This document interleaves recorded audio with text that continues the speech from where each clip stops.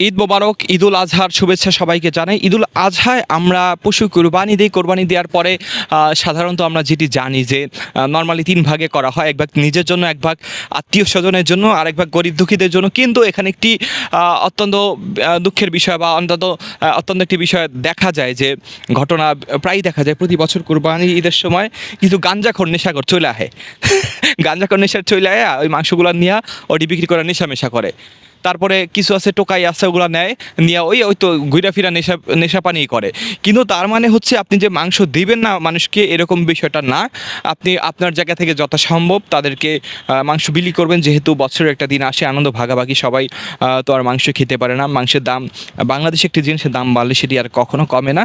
তাই আপনারা গরিব দুঃখীদেরকে দিবেন, দান করবেন, সবই করবেন। আপনার জায়গা থেকে নিয়ত সহি করে যতটা সম্ভব ফিল্টারিং করে সেটি দান সৎকার করবেন। আর যারা অন্যায় করে তাদের অন্যায় শাস্তি তারা ঠিকই পেয়ে যাবে। ধন্যবাদ।